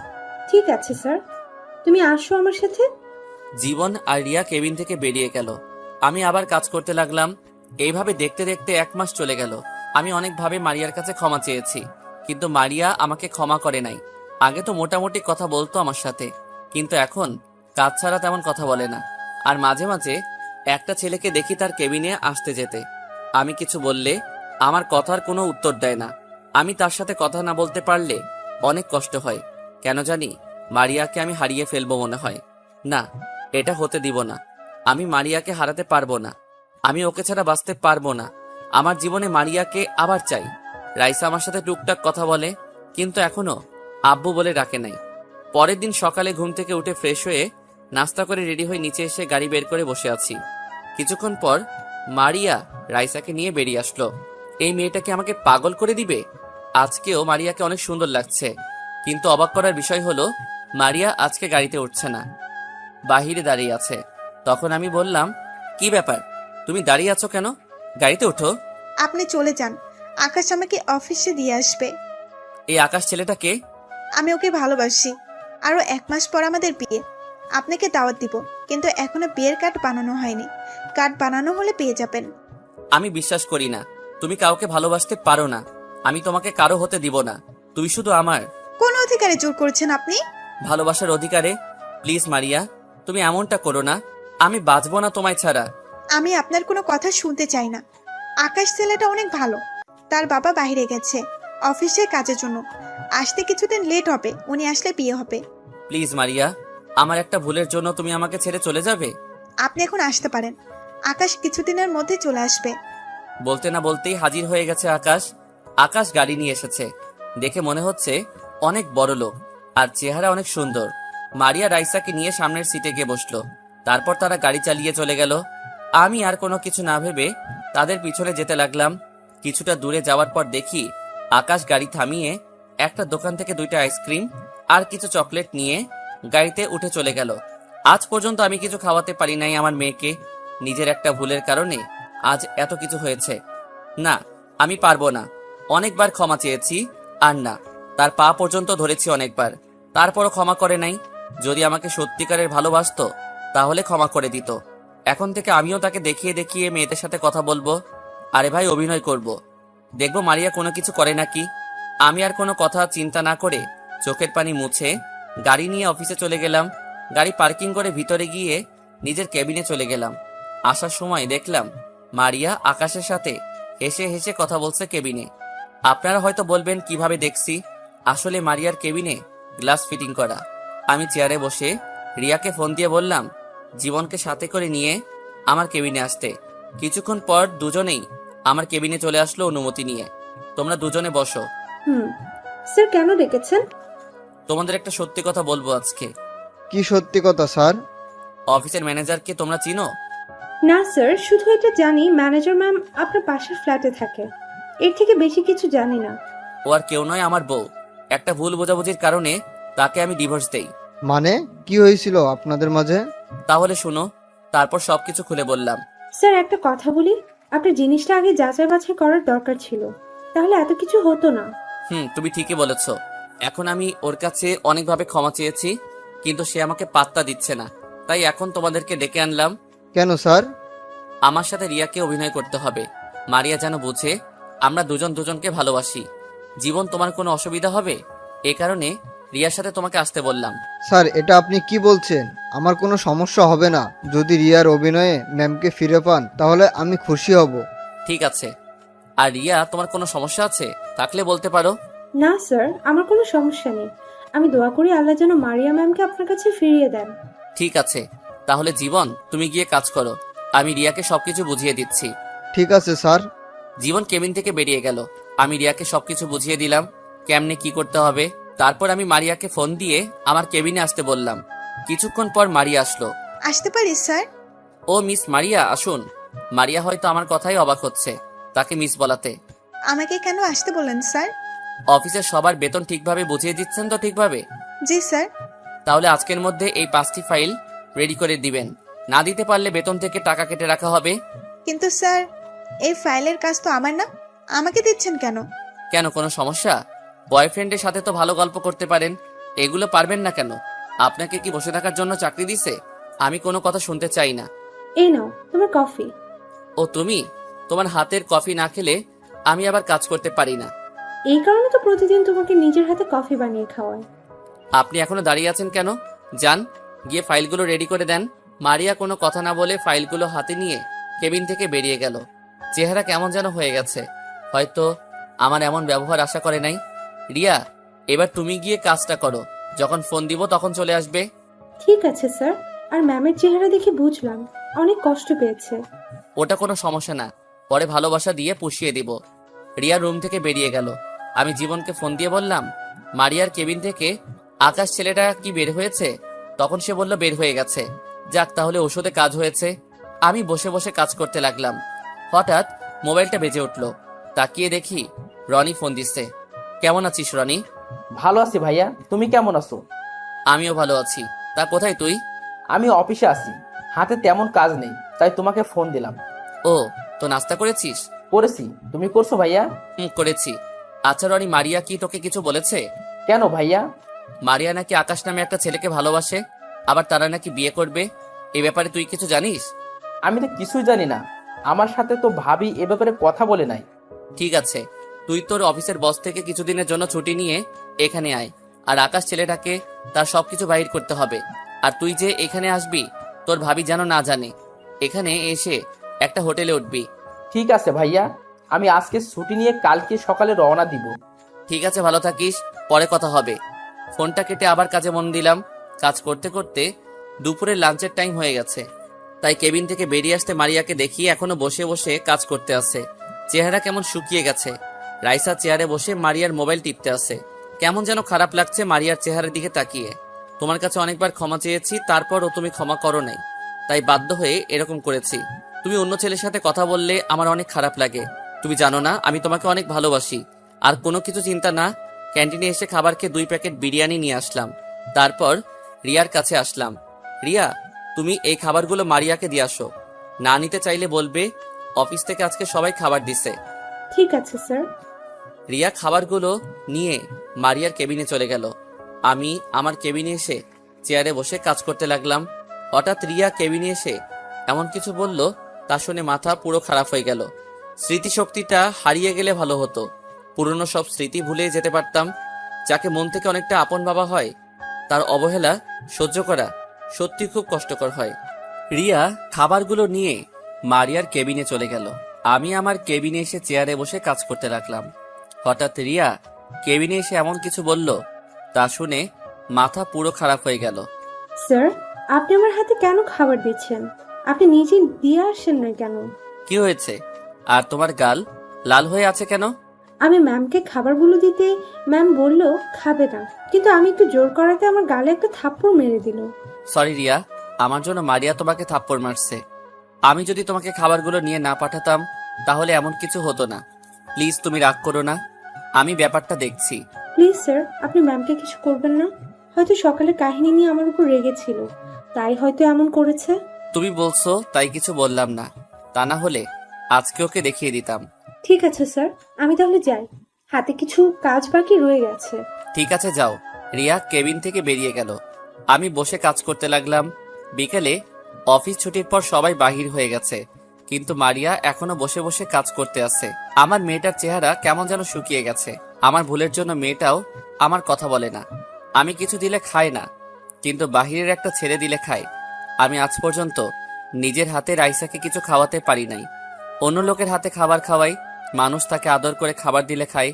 তাই আমি অন্য লোকের হাতে খাবার দিয়ে বললাম আমার কথা যেন বলে।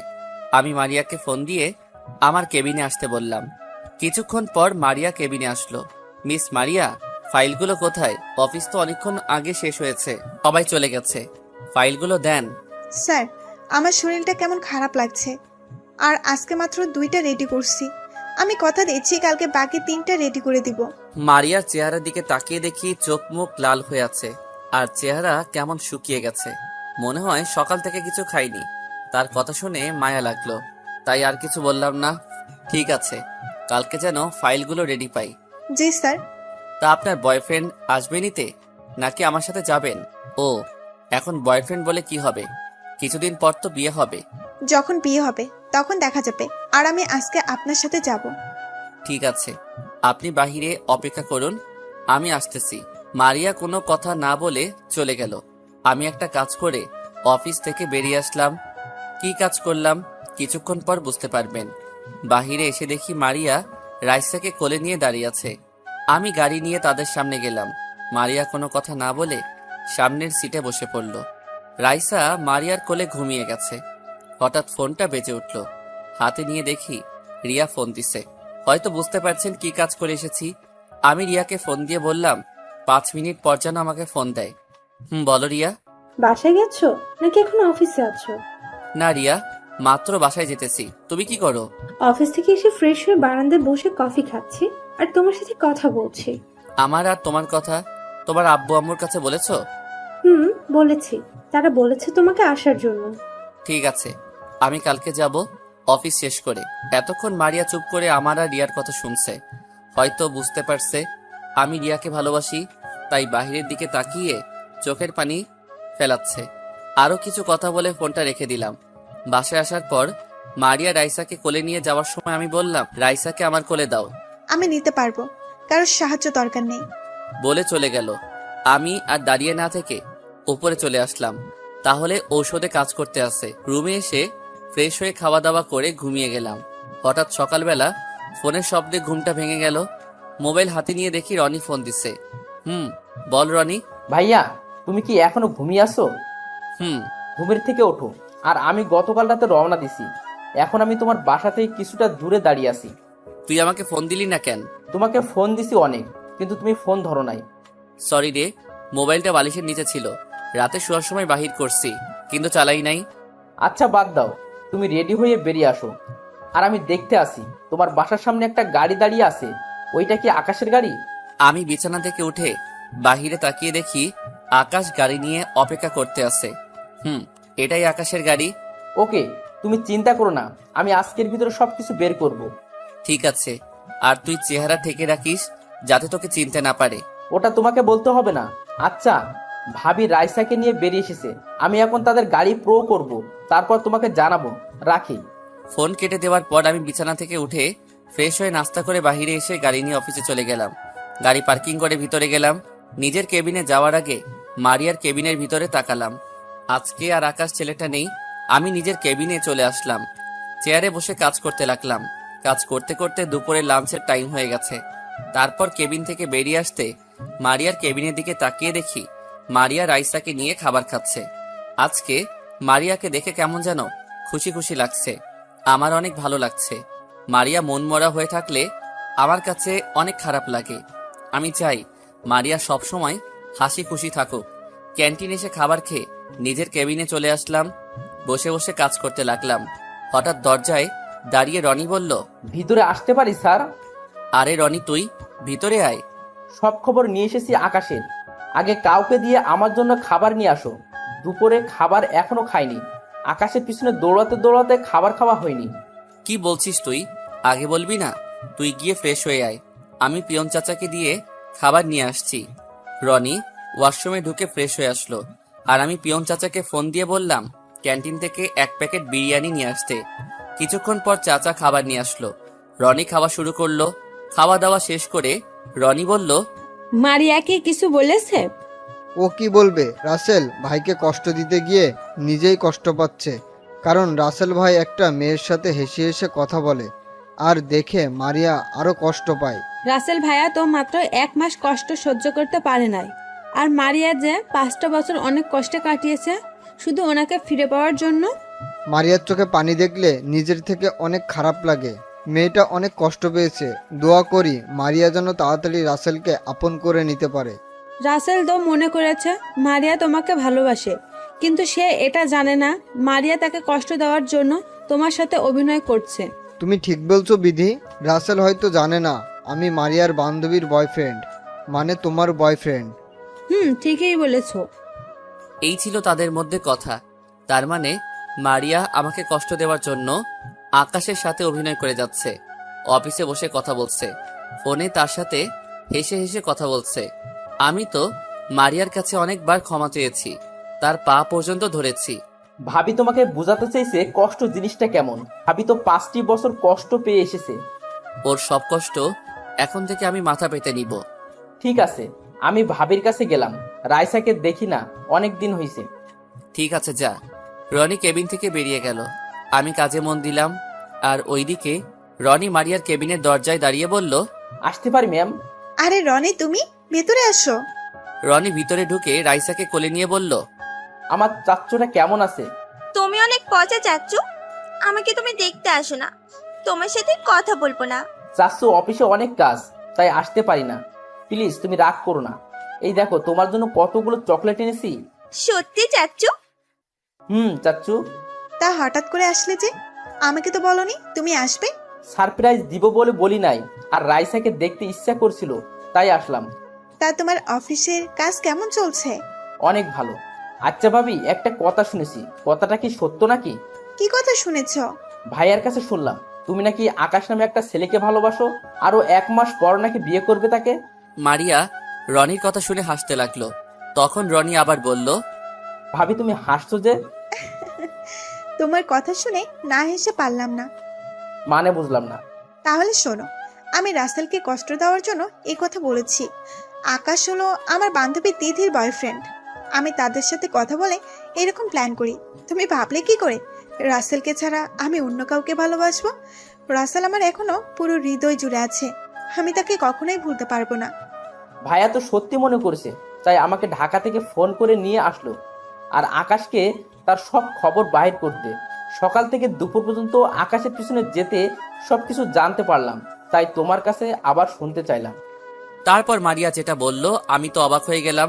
তাহলে রিয়া ছোট্ট একটা ভুলের কারণে যে অজুহাত দেখিয়ে চলে যায়, সে কখনো পাশে থাকার যোগ্য নয়?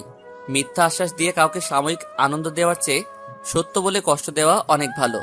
তারপর মারিয়া যেটা বলল আমি তো অবাক হয়ে গেলাম। তার মানে রিয়া সবকিছু বলে দিছে। আর আমি এটাও জানি রিয়া রাসেলের সাথে অভিনয় করছে আমাকে দেখানোর জন্য। রিয়া সকালে অফিসে আসার পর আমাকে সবকিছু খুলে বলেছে। তাহলে তুমি ভাইয়াকে মেনে নিচ্ছ না কেন? ভাইয়া তো তোমার কাছে ক্ষমা চেয়েছে, সে নিজের ভুল বুঝতে পেরেছে। তাকে এত তাড়াতাড়ি ক্ষমা করে দিই কিভাবে? আমি অনেক কষ্ট পেয়েছি, তাই তাকে ক্ষমা করি নাই। কিন্তু তাকে কষ্ট দিয়ে নিজেও কষ্ট পাই, তাই কিছুদিনের মধ্যে আপন করে নিব। কিছুদিন কেন? সেটা সময় হলে জানতে পারবে। আমি বুঝি না তোমার ভিতরে কি চলছে। শুধু একটুই বলবো, ভাইয়াকে আপন করে নাও। আমি জানি তুমি ভাইয়াকে ডিভোর্স দাওনি, তোমার কথা রাখতে এখন আমি ভাইয়াকে কিছু বলি নাই। তুমি কি করে ভাবলে আমি রাসেলকে ডিভোর্স দিব? আমি ওকে আমার জীবনের চেয়েও অনেক ভালোবাসি। ঠিক আছে, তাহলে আমি চলে যাই, দরকার হলে ফোন দিও। আম্মু, একটা কথা বলি, রাগ করবে না তো? না আম্মু, বলো কি কথা বলবে। আমি আব্বুর কাছে যাই। আমার মুখে আব্বু ডাক শোনার জন্য আব্বু অনেক কষ্ট করেছে, কিন্তু আমি বলি নাই। প্লিজ আম্মু, আব্বুর জন্য আমার অনেক খারাপ লাগে। মারিয়া মেয়ের কথা শুনে কান্না করে দিল। মাত্র বছরের মেয়ের এমন কথা শুনে মারিয়া আর মানা করতে পারে নাই। ঠিক আছে মা, তুমি তোমার আপুর কাছে যাও। রাইসা আর 1 মিনিট দেরি করলো না, সাথে সাথে দৌড়ে আমার রুমে চলে আসলো। রনি মারিয়ার থেকে বিদায় নিয়ে চলে গেছে। হঠাৎ আমি রাইসাকে আমার কেবিনে দেখে অবাক হয়ে গেলাম। রাইসা কখনো আমার কেবিনে নিজে থেকে আসে নাই। রাইসা এসে আমাকে জড়িয়ে ধরলো। আব্বু, আমাকে তুমি ক্ষমা করে দাও। আমি জানি তুমি অনেক কষ্ট পেয়েছো। আমি আর তোমার থেকে দূরে থাকবো না, আমি সব সময় তোমার সাথেই থাকবো। আমি রাইসাকে জড়িয়ে ধরে পুরো মুখে চুমু দিতে লাগলাম। নিজের চোখ দিয়ে 2 ফোঁটা পানি পড়ে গেল। এটা কষ্টের পানি না, খুশির পানি। আমার মেয়ে আমাকে আব্বু বলে ডেকেছে। এভাবে আরো কিছুদিন চলে গেল। এখন মারিয়া আমার সাথে অফিসে আসে এবং বাসায় যায়, কিন্তু কারণ ছাড়া কোনো কথা বলে না। রাইসা এখন আমার কাছে থাকে অফিসে, এটাতে মারিয়া কিছু বলে না। মাঝে মাঝে দেখি মারিয়া আমার আর রাইসার দুষ্টুমি দেখে মুচকি মুচকি হাসে। এখন দেখি মারিয়া সব সময় হাসি খুশি থাকে অফিসে। একদিন অফিসে বসে কাজ করতে আসি, হঠাৎ মারিয়া আমার কেবিনের সামনে এসে বলল, ভিতরে আসতে পারি স্যার? তোমার আসতে অনুমতি লাগবে না, ভিতরে আসো। তা কি করে হয়? আপনি বর্তমানে অফিসের বস, নিয়ম তো মেনে চলতে হবে। সবার জন্য নিয়ম থাকলেও তোমার জন্য নেই, তুমি যেন সময় আসতে পারো। যাক ও কথা, যে জন্য এসেছি। এই নিন কার্ড। কালকে আমার বাসায় আপনার দাওয়াত। কিসের দাওয়াত? আমার বিয়ের দাওয়াত। মারিয়ার মুখে বিয়ের কথা শুনে মনটা খারাপ হয়ে গেল। তখন মারিয়া বলল, আপনি কালকে চলে আসবেন, রাতে কাজে ডেকে বিয়ে হবে। মারিয়া, আমাকে কি আবার আপন করে নেওয়া যায় না? আমি তো নিজের ভুল বুঝতে পেরেছি, তোমার পা পর্যন্ত ধরেছি। আমি গেলাম, আমার হাতে কাজ আছে। আর একটা কথা, কালকে যদি অফিসটা বন্ধ দিতেন তাহলে অনেক ভালো হতো, সবাইকে দাওয়াত দিতে পারতাম। ঠিক আছে, তুমি সবাইকে বলে দিও। মারিয়া আর কোনো কথা না বলে কেবিন থেকে বেরিয়ে গেল। কথাটা বলতে অনেক কষ্ট হয়েছে। মারিয়া যদি কালকে বিয়ে করে তাহলে আমিও এই দুনিয়া ছেড়ে চলে যাব। রাইসা এতক্ষণ আমার কোলে ছিল। আপু, তুমি কান্না করছো কেন? তুমি কান্না করো না, তুমি কান্না করলে আমার অনেক খারাপ লাগে। তোমার আম্মু আমাকে ছেড়ে অন্য কাউকে বিয়ে করবে, আমি কান্না না করে পারি আম্মু? তুমি কান্না করো না, দেখবে সবকিছু ঠিক হয়ে যাবে। কি ঠিক হবে আম্মু? তোমার আম্মু তো বলেছে কালকে বিয়ে করবে। বিয়ে করবে বলেছে, কিন্তু এখনো তো করে নাই। কালকে আগে আসুক, তারপর দেখা যাবে। দেখি কি হয়। বিকেলে অফিসের কাজ শেষ করে গাড়ি নিয়ে আমি আর রাইসা বসে আছি। কিছুক্ষণ পর দেখি মারিয়া বেরিয়ে আসলো। দেখে মনে হচ্ছে অনেক খুশি, কিন্তু আমার বুকটা ফেটে যাচ্ছে। মারিয়া আমাকে ছেড়ে অন্য ছেলেকে বিয়ে করবে। আপনাদের একটা কথা বলতে ভুলে গেছি, মারিয়া আমাকে যে কার্ডটা দিছে আমি ওটা এখনো খুলে দেখি নাই। কারণ মারিয়ার কথা শুনে দুনিয়া অন্ধকার হয়ে গেছে। মারিয়া সামনের সিটে এসে বসলো। রাইসা আমার কোলে বসে আছে। আমি গাড়ি চালাতে লাগলাম। মারিয়াকে বলতে ইচ্ছে করছে, প্লিজ মারিয়া, তুমি বিয়েটা করো না। আমি তোমাকে অনেক ভালোবাসি। আমি তোমাকে ছাড়া বাঁচতে পারবো না। কিন্তু মারিয়া আমার কথা শুনবে না। মারিয়া কাকে বিয়ে করছে, ছেলেটা কে তা আমি জানি না। কিছুক্ষণ পর বাসায় এসে পৌঁছে গেলাম। মারিয়া রাইসাকে আমার কোল থেকে নিয়ে চলে গেল। আমি গাড়ি পার্কিং করে নিজের রুমে চলে আসলাম। রুমে এসে বিছানায় শুয়ে চোখের পানি ফেলতে লাগলাম। হঠাৎ রনির কথা মনে হলো, তাই রনিকে ফোন দিলাম। কিন্তু অবাক করার বিষয় হলো রনির মোবাইল বন্ধ। বিপদের সময় রনির মোবাইলও বন্ধ। কোনো রকম রাতটা না খেয়ে পার করলাম। সকালে ঘুম থেকে উঠে ফ্রেশ হয়ে বাহিরে চলে আসলাম। সারাদিন বাহিরে কাটিয়ে বাসায় আসলাম। বাসার সামনে আসার পর দেখি পুরো বাসাটা সাজিয়ে রেখেছে। আমি ভিতরে ঢুকে নিজের রুমে চলে আসলাম। রুমে এসে বিছানায় শুয়ে পড়লাম। সারাদিন কিছু খাইনি। হঠাৎ দরজায় কে যেন ধাক্কাতে লাগলো। আমি ভিতর থেকে বললাম, কে? আব্বু, আমি রাইসা, দরজা খুলো। রাইসার কথা শুনে বিছানা থেকে উঠে দরজা খুলে দিলাম। রাইসার দিকে তাকিয়ে দেখি তাকে অনেক সুন্দর করে সাজিয়ে দিচ্ছে। আব্বু, তুমি এখনো রেডি হও নাই? কিছুক্ষণ পরেই অনুষ্ঠান শুরু হয়ে যাবে। সবাই চলে এসেছে। আমার ভালো লাগছে না আম্মু, তুমি যাও। তোমার জন্য একটা সারপ্রাইজ আছে, তাড়াতাড়ি রেডি হয়ে আসো। কি সারপ্রাইজ আম্মু? আগে তুমি রেডি হয়ে আসো। কান্না করতে করতে পুরো মুখটা ফুলিয়ে ফেলেছে। কি করব বলো আম্মু? তোমার আম্মু আমাকে ছেড়ে অন্য ছেলেকে বিয়ে করতেছে। আমি নিজের চোখে তোমার আম্মুর বিয়ে কিভাবে দেখব? আগে তুমি রেডি হয়ে আসো, আমি তোমার জন্য অপেক্ষা করতেছি। কালকে থেকে তো অনেক কষ্টে চোখের পানি ঝরছে, আজকে খুশিতে ঝরবে। যাও, তাড়াতাড়ি রেডি হয়ে আসো। আমি রাইসার কথা শুনে ভাবনায় পড়ে গেলাম। খুশিতে চোখের পানি ঝরবে মানে? যদি মারিয়া অন্য ছেলেকে বিয়ে করে তাহলে আমি নিজেকে শেষ করে দিব। তারপর ওয়াশরুমে গিয়ে ফ্রেশ হয়ে রেডি হয়ে রাইসার সাথে মারিয়ার বাসায় গেলাম। ভিতরে ঢুকে দেখি অফিসে সবাই এসেছে। আমাকে দেখে সবাই সালাম দিল। হঠাৎ একজনকে দেখে অবাক হয়ে গেলাম। রনি এখানে, তাকে ফোন দিলাম কিন্তু ফোন বন্ধ ছিল। ও আসবে আমাকে তো বললো না। রনিকে দেখে মনে হচ্ছে অনেক খুশি, কিন্তু আমার বুকটা ফেটে যাচ্ছে। রনি আমাকে দেখে সামনে আসলো। ভাইয়া, তোমার আসতে এত দেরি কেন? আগে বল, তোর মোবাইল বন্ধ কেন? ভাবি বলেছে মোবাইল বন্ধ করে রাখতে। কেন? সেটা কিছুক্ষণ পর বুঝতে পারবে। আসো আমার সাথে। কোথায় যাব আমি? গেলেই বুঝতে পারবে। আমি আর কোনো কথা না বলে রনির সাথে যেতে লাগলাম। রনি আমাকে একটা রুমে নিয়ে গেল। রুমের ভিতরে ঢুকে দেখি মারিয়া। রনি আমাকে রেখে চলে গেল। মারিয়া আগে গিয়ে দরজা বন্ধ করে আসলো। তারপর মারিয়া যেটা করলো তার জন্য মোটেও প্রস্তুত ছিলাম না। কি ভাবছেন, খারাপ কিছু? আরে না। মারিয়া আমাকে জড়িয়ে ধরে কান্না করে দিল। এই মারিয়া, তুমি কান্না করছো কেন? আমাকে তুমি ক্ষমা করে দাও। তোমাকে অনেক কষ্ট দিয়েছি। আমি তোমাকে কষ্ট দিতে চাইনি, কিন্তু অভিমান ছিল তোমার উপর। তাই তুমি এতবার ক্ষমা চাবার পরও ক্ষমা করি নাই। আমি জানি তোমার অনেক কষ্ট হয়েছে। প্লিজ, তুমি আমাকে ক্ষমা করে দাও। কথা দিচ্ছি, আমি তোমাকে আর কখনো কষ্ট দিব না। সারা জীবন তোমার বুকে থাকবো, কখনো কষ্ট দিব না। তুমি আমাকে ক্ষমা করে দাও। আমার নিজের ভুলের জন্য আজ এত কিছু হয়েছে। আমি যদি জিনিসটা যাচাই বাছাই করতাম তাহলে এত কিছু হতো না। তুমি তো মাত্র 2 মাস কষ্ট দিছো, আর তুমি আমার জন্য 5টি বছর কষ্ট পেয়েছো। 2 মাস কষ্ট পেয়ে বুঝেছি আপন কেউ দূরে গেলে কতটা কষ্ট পেতে হয়। তুমি আমাকে ক্ষমা করে দাও। আমি আর কখনো তোমাকে ভুল বুঝবো না। আমাকে আরেকটি সুযোগ দাও। দেখবে ভালোবাসা দিয়ে সব কষ্ট দূর করে দিব। তোমাকে আমি আবার কি সুযোগ দিব? তুমি তো এখন আমার স্বামী। মানে? তুমি তো বলেছিলে আমাকে ডিভোর্স দিছো, এখন আমি আবার তোমার স্বামী হলাম কেমন করে? আরে পাগল, আমি তো ডিভোর্স পেপারে সই করি নাই। তুমি আমাকে ছেড়ে চলে আসার পর আমি ডিভোর্স লেটার ছিঁড়ে ফেলেছি। তার মানে তুমি এখনো আমার স্ত্রী? হুম। তাহলে বললে যে আজকে তোমার বিয়ে। আরে হাদারাম, তুমি একটাবার কার্ডটা খুলে দেখেছো? তোমাকে কার্ডটা দেবার পর তুমি যখন বলেছো কিসের কার্ড, তখন মাথায় একটা বুদ্ধি আসলো, তাই বললাম বিয়ের কার্ড। তখন তোমার মুখটা দেখার মতো ছিল, পরে ভাবলাম আজকে তা পুষিয়ে দেব। তাহলে আমাকে কিসের দাওয়াত দিলে? তোমার মনে আছে আজকে কত তারিখ? আজকে তো 22 তারিখ। কেন বলো তো? তুমি ভালো করে মনে করতে থাকো, আজকে এইটা কিসের দিন। আমি তখন চিন্তায় পড়ে গেলাম, কিসের দিন হতে পারে, মনে পড়ছে না। তখন মারিয়া আবার বলল, আরে আজকে তোমার জন্মদিন। তুমি দেখি তোমার জন্মদিনের কথা ভুলে গেছো। আমি কখনো ভুলি নাই, প্রতি বছর তোমার জন্মদিন পালন করতাম তোমাকে ছাড়া। তাই আজকে ছোট্ট করে একটা অনুষ্ঠান করলাম, তোমার অফিসের সবাইকে দাওয়াত দিলাম। আমি সাথে সাথেই মারিয়াকে জড়িয়ে ধরে কান্না করে দিলাম। মেয়েটা আমাকে এত ভালোবাসে, আমি কি করে পারলাম ওকে ডিভোর্স দিতে? এখন নিজেকে নিজেই শেষ করে দিতে ইচ্ছে করছে।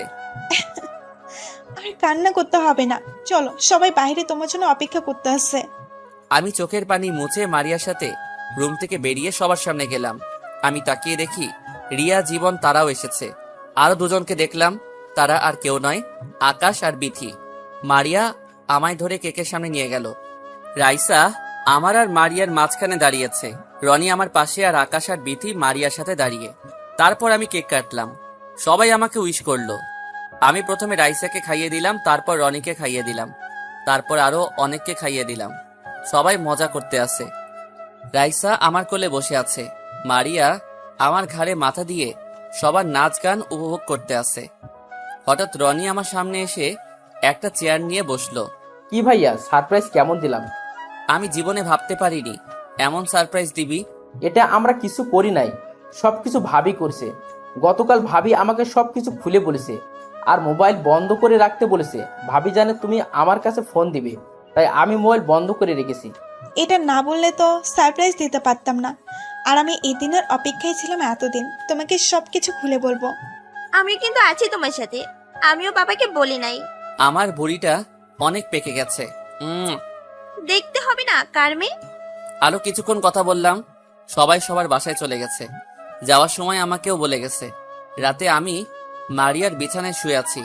কিছুক্ষণ পর দেখি মারিয়া রাইসাকে সাথে করে নিয়ে আসলো। যা শালার, মনে করছে আজকে বউকে 5 বছরে জমে থাকা সব আদর দিব, কিন্তু মারিয়া রাইসাকে দুজনের মাঝখানে শুয়াই দিল। রাইসা আমার দিকে হেসে বলল, আব্বু মন খারাপ হয়ে গেছে বুঝি? আমি কিন্তু আসতে চাইনি, আম্মু আমাকে সাথে করে নিয়ে এসেছে।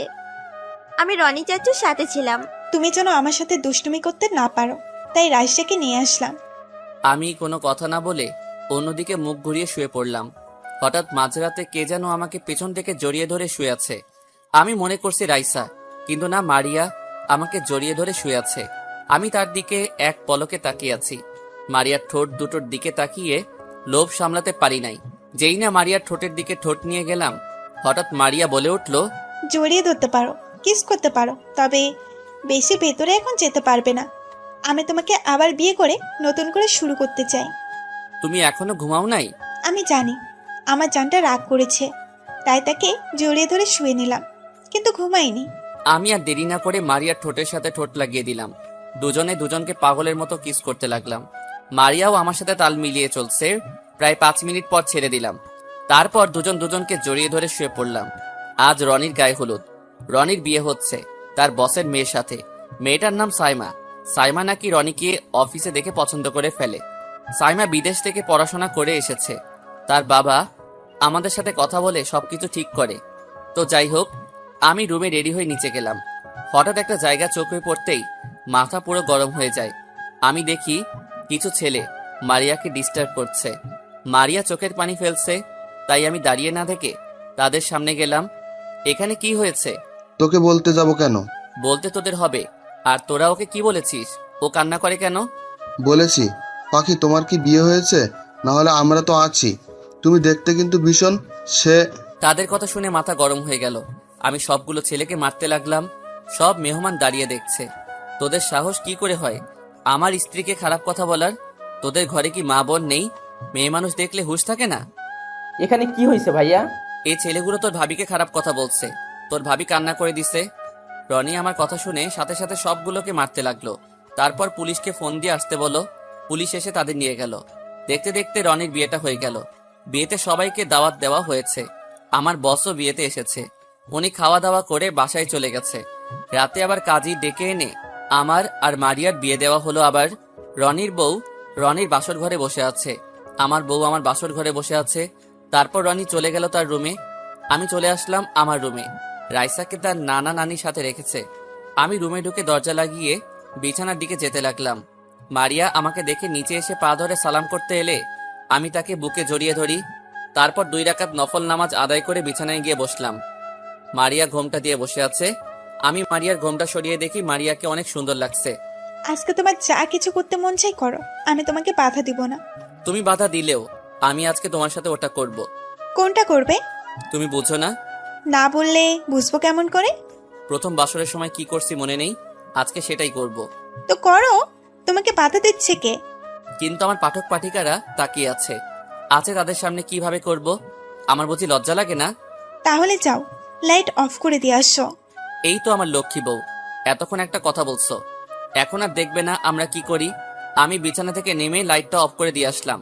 তারপর বিছানায় এসে মারিয়াকে বিছানায় ফেলে দিয়ে তার ঠোঁটে আমার ঠোঁটটা লাগিয়ে দিলাম।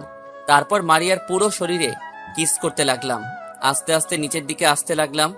বাহ বাহ, আপনারা এত লুচু কেন? এখনো তাকিয়ে আছেন? অনেক দেখেছেন, আর দেখা লাগবে না। বাকিটা ঘোড়ার ডিম। এখন আমি শুধু অফিসে কাজ করি, মারিয়া আর সাইমা বাসায় থাকে। রনি তার শ্বশুরের অফিস দেখাশোনা করে। রাইসাকে একটা ইন্টার গার্ডেনে ভর্তি করিয়ে দিছি। আল্লাহ দিলে আমাদের সংসার ভালোভাবে চলছে। সবাই আমাদের জন্য দোয়া করবেন। ও আপনাদের তো বলতে ভুলে গেছি, আমাদের বিয়ের পর আরো 2টা বিয়ের দাওয়াত খেয়েছি। আকাশ আর বিথির, রিয়া আর জীবন, তারাও বিয়ে করেছে। তো সবাই ভালো থাকবেন। আল্লাহ হাফেজ। তো কেমন হয়েছে জানাবেন। হয়তো শেষ পর্ব ভালোভাবে সাজিয়ে লিখতে পারি নাই, তারপরেও বলবেন কেমন হয়েছে। সবাই লাইক এবং কমেন্ট দিয়ে জানাবেন কেমন হয়েছে। প্লিজ ভাই, এত কষ্ট করে আপনাদের জন্য গল্প লিখি, আপনাদের মনের অনুভূতি জানাবেন। 30 সেকেন্ড সময় লাগে কমেন্ট করতে।